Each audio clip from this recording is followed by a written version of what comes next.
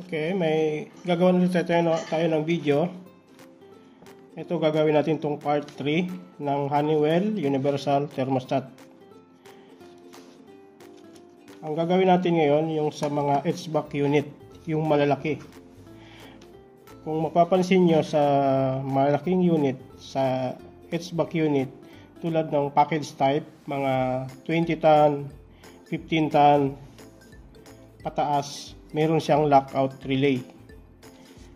Minsan, naka-built-in siya sa board, yung lockout relay niya.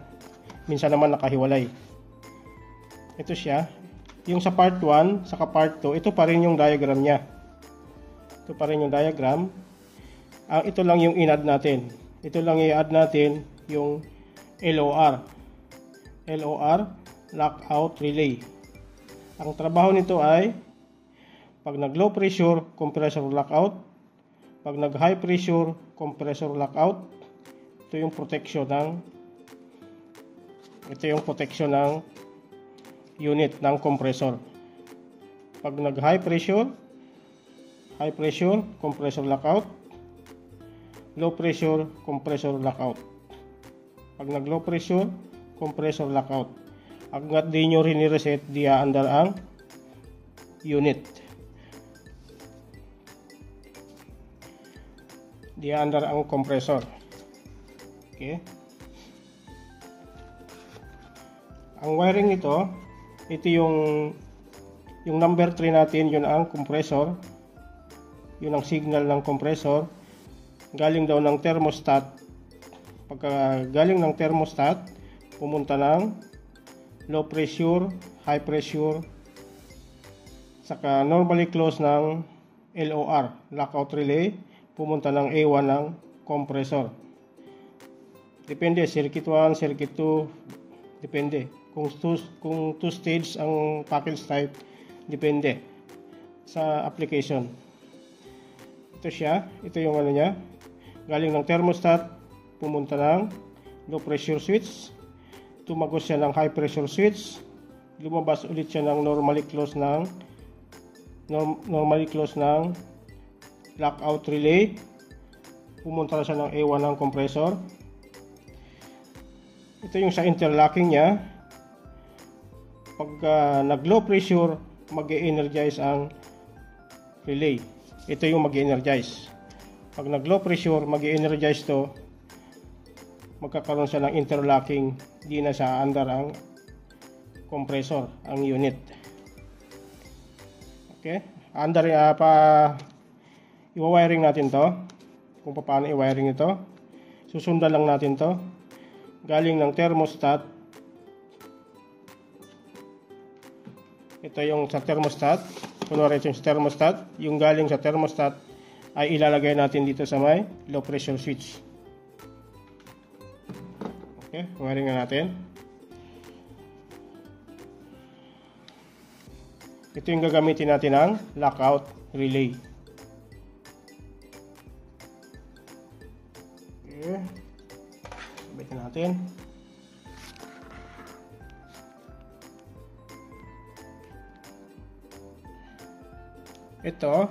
Itong dalawa, ito yung low pressure, high pressure. Dalawa siya. Okay. Ang sabi dito galing daw ng thermostat, yung command ng thermostat pumunta ng low pressure, high pressure switch. Ito siya, ito yung command ng thermostat papuntang compressor.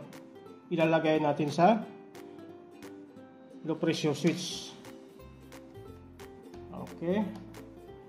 Low pressure switch.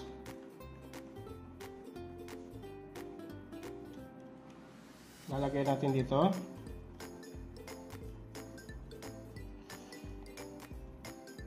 Tapos lumabas siya ng high pressure switch. Paglabas ng nakabit na natin yon, pumunta ng low pressure switch. Lumabas siya ng high pressure switch. Tumagos siya ng normally close ng lockout relay. Okay. Ito siya.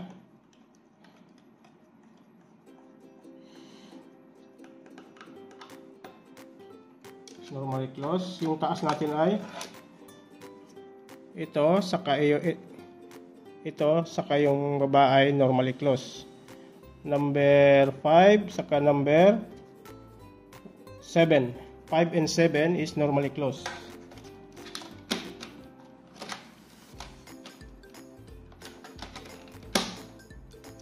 Okay, ulit natin.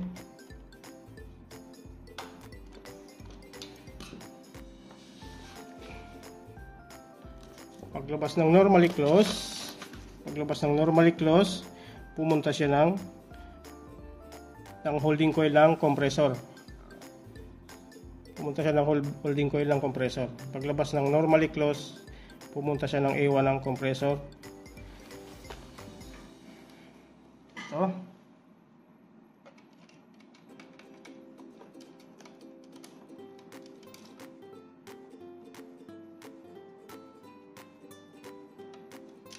Ito lang gagawin natin.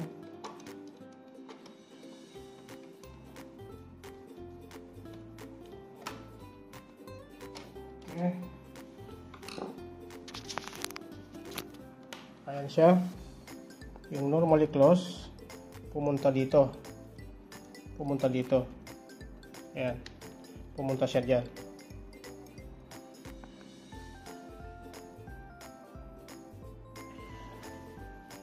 Okay. Tapos na tayo. Dito na tayo. Galing ng low pressure, pumunta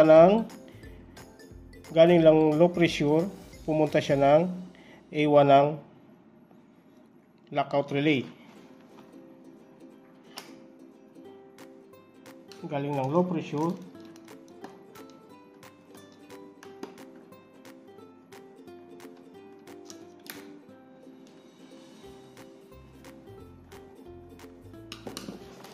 ulitin natin.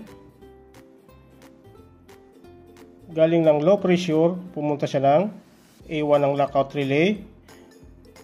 Tapos paglabas ng A2, bumalik siya ng A1 ng compressor. Lagyan natin ang okay.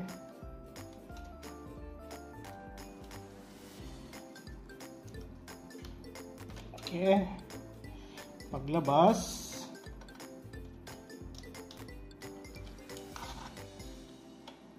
sa A2,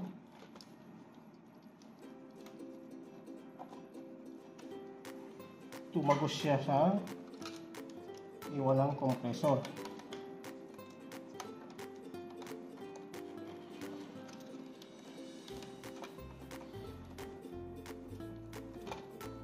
Okay. Ito siya.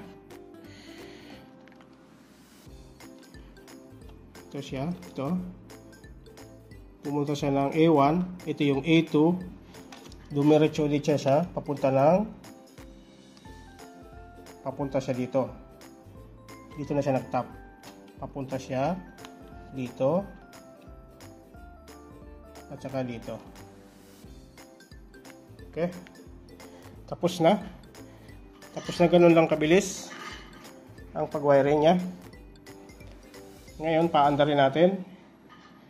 Titingnan natin yung function niya. Okay. Alam natin. Okay. Ngayon, paandarin natin. Ito siya. Ito muna. Tingnan ulit natin. Yung sa holding coil niya, galing daw ng low pressure, pumunta ng A1 ng lockout relay. Paglabas niya ng A2, bumalik siya ng A1 ng compressor. Okay, ngayon paandarin natin.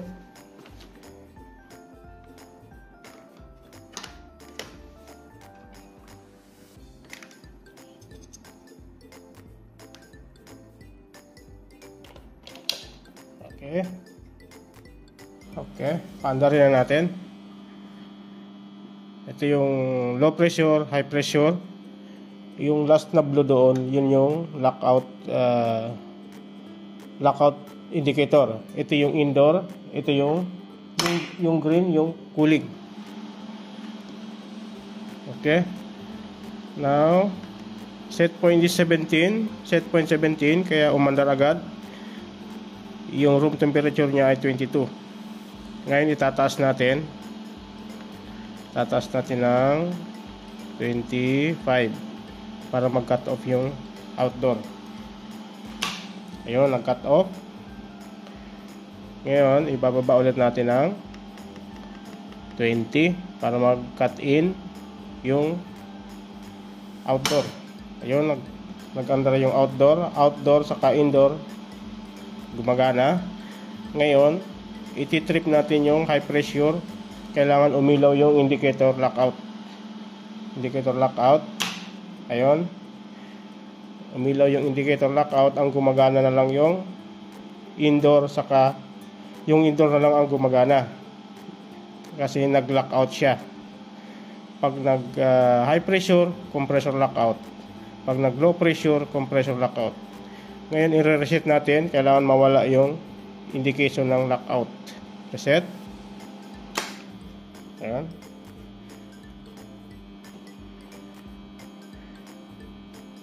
Tayo natin. Ayan. Okay. Ngayon iti-trip naman natin ang low pressure. Ito yung low pressure. I-trip natin.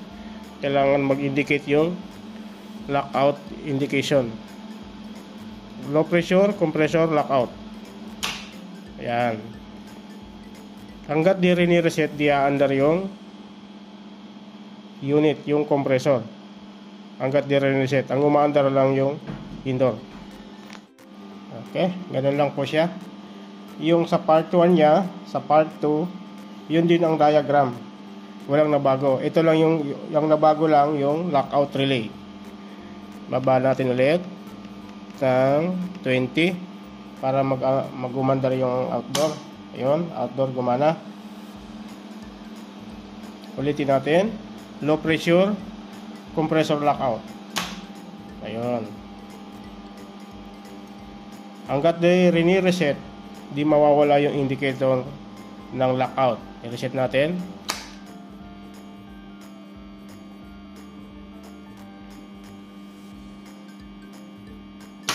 Yan. Okay. Thank you. Kung di nyo nasundan, pwede kayo mag-message sa aking Facebook page. Pwede nyo akong i-direct sa messenger. Bibigay ko sa inyo ang diagram. Thank you po. Thank you.